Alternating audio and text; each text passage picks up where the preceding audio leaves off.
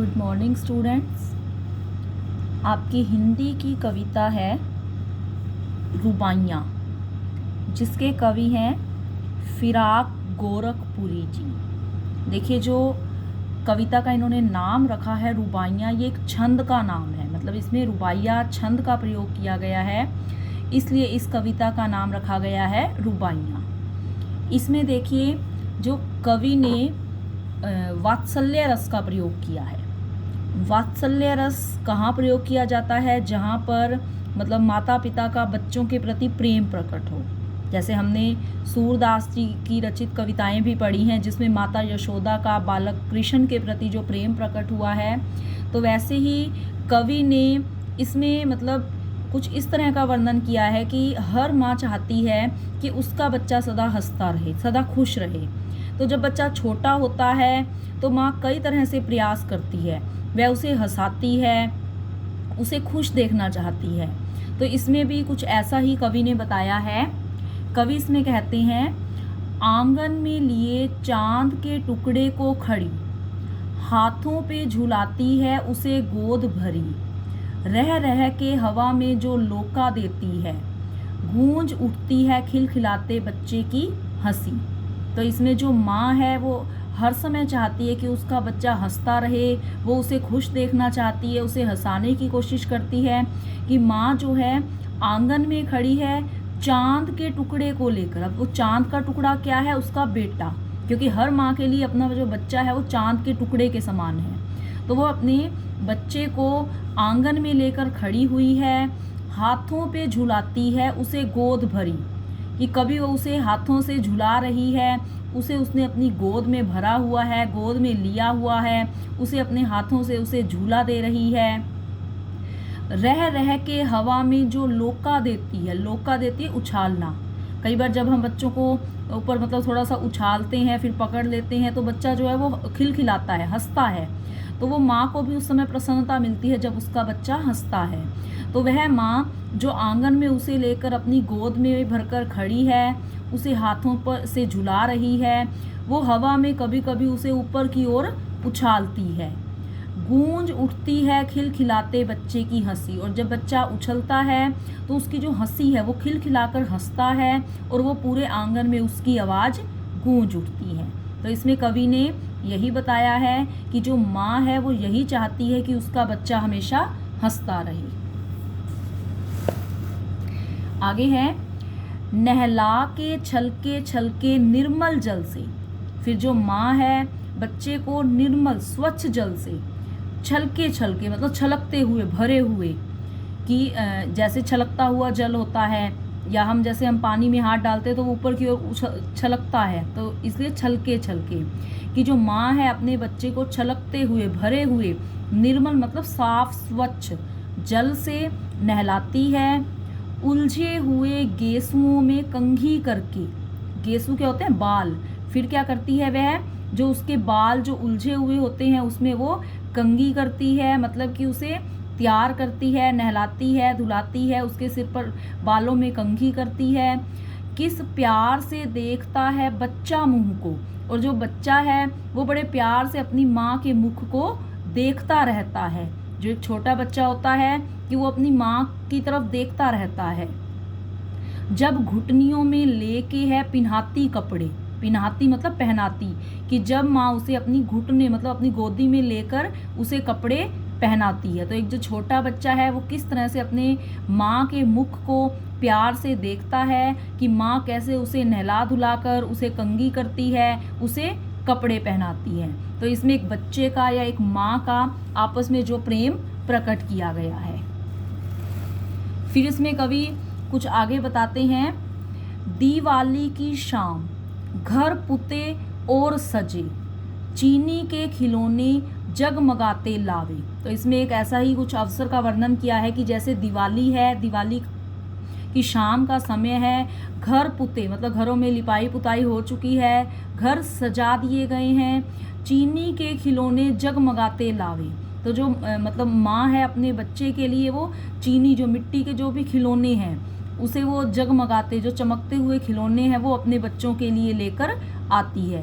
कि जैसे दिवाली का त्यौहार होता है, जो माँ बाप है वो अपने बच्चों के लिए खिलौने वगैरह लेकर आते हैं। मतलब कहने का यही है कि माता पिता यही चाहते हैं कि उनका बच्चा खुश रहे। अब वो खिलौने लाएंगे, खिलौनों को देखकर जो बच्चा है वो खुश होता है।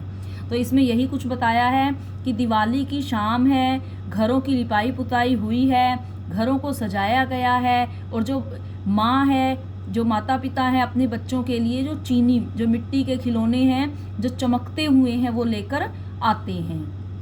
वो रूपवती मुखड़े पे एक नरम दमक बच्चे के घरोंदे में जलाती है दिए।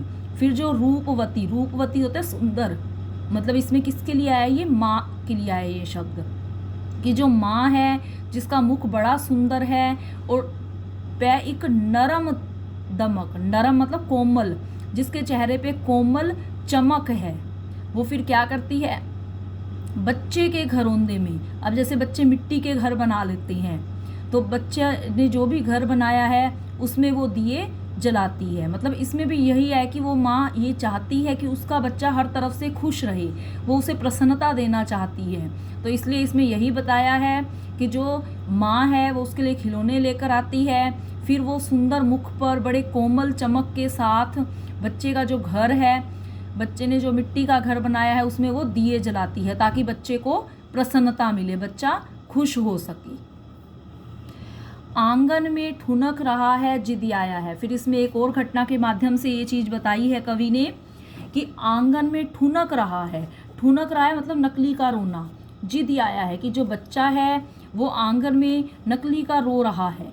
जिदियाया मतलब जिद पर अड़ा है। उसकी जिद क्या है, जैसे बच्चे होते हैं ना, कोई जिद पूरी करवाने के लिए कई बार नकली का रो कर दिखाते हैं ताकि जो माँ बाप हैं वो उनकी जिद पूरी कर दें। तो वो आंगन में नकली का जो रो रहा है, जिद पर अड़ा हुआ है। अब उसकी जिद है, बालक तो हुई चांद पे ललचाया है तो वो एक छोटा बच्चा, लेकिन वो उसका जी किस पे आ गया, चांद पे। मतलब चांद को वो पाना चाहता है खिलौने के रूप में। तो उसके मन में लालच आ गया कि वो चांद को देखता है आसमान में, उसे बड़ा अच्छा लगता है, और वो मन में मतलब ये कल्पना कर लेता है कि वह उस चांद को खिलौने के रूप में पाना चाहता है। जैसे हमने पहले भी ये लाइन सुनी हुई है कि मैया मैं तो चंद्र खिलौना ले हूँ, जो सूरदास जी द्वारा रचित है, कि श्री कृष्ण जी कहते थे कि हे माँ मुझे तो चांद के रूप में खिलौना चाहिए, मतलब जो खिलौना है वो चांद ही चाहिए। तो ऐसे ही कवि ने इसमें बच्चे का वर्णन किया है कि वो आंगन में खड़ा रो रहा है, नकली का उसका रोना धोना है, जिद पर अड़ा है तो वो एक छोटा बालक, लेकिन उसका मन चांद पर आ गया है कि वो चांद को खिलौने के रूप में पाना चाहता है। दर्पण उसे दे के कह रही है माँ, देख आईने में चांद उतर आया है। अब देखो बच्चे ने तो जिद कर ली, अब चांद को वास्तव में खिलौने के रूप में नहीं लाया जा सकता, लेकिन जो माँ है वो उसे निराश नहीं करती, वो उसे हर तरफ से खुश रखने की कोशिश करती है, और उसे वो दर्पण दे देती है। दर्पण मतलब शीशा, कि शीशे में वो चांद की परछाई को देख सकता है और वो उसे मतलब पा सकता है उसे शीशे में। तो उसे वो शीशा पकड़ा देती है और कहती है कि देखो इस शीशे में चांद नीचे उतर आया है, मतलब चांद उसे दिखाई दे रहा है, वो उसके साथ जितनी देर मर्जी खेल सकता है। तो मतलब वही है कि जो माँ है, चाहे उसकी कैसी भी जिद है, उसको किसी भी तरीके से वो पूरा करे, कि चाहे वो चांद को खिलौने के रूप में नहीं ला सकती, लेकिन उसे शीशा देकर उसे वो चांद की परछाई दिखाती है और ये कहती है कि अब जितनी देर मर्जी इससे खेलो। तो वो हर तरफ से यही चाहती है कि उसका बच्चा प्रसन्न रहे। नेक्स्ट है रक्षाबंधन की सुबह। अब इसमें एक और उत्सव का वर्णन किया है, रक्षाबंधन मतलब राखी का त्योहार। रक्षाबंधन की सुबह रस की पुतली छाई है घटा गगन की हल्की हल्की, कि रक्षाबंधन की सुबह का समय है। रस की पुतली, रस होता है मीठा रस, मतलब मीठी आवाज़। पुतली शब्द आया कि कोई एक छोटी लड़की की मीठी आवाज़ वाली छोटी लड़की, कि जैसे एक छोटी बालिका होती है उसकी जो आवाज़ होती है बड़ी रस भरी होती है, बड़ी मीठी आवाज़ में वो बोलती है। छाई है घटा गगन की हल्की हल्की, सुबह का समय है, रक्षाबंधन का दिन है, आकाश में जो बादलों की घटाएं हल्की हल्की छाई हुई हैं, क्योंकि जो रक्षाबंधन का त्यौहार है वो सावन के महीने में आता है, और सावन के महीने में ज़्यादातर ऐसा ही होता है कि आकाश में बादलों की घटाएं दिखती रहती हैं, मतलब जो बारिश वगैरह है वो होती रहती है। तो रक्षाबंधन की सुबह का समय है, मीठी आवाज़ वाली लड़की है। आकाश में देखो तो हल्की हल्की बादलों की घटाएं दिखाई दे रही हैं। बिजली की तरह चमक रहे हैं लच्छे। लच्छे का है धागे, रक्षाबंधन के धागे, कि वो जो मीठी आवाज़ वाली वो जो लड़की है, मतलब कि जो बहन है, उसके हाथ में जो धागे हैं वो चमक रहे हैं। अब तुलना किससे कर दी? बिजली से।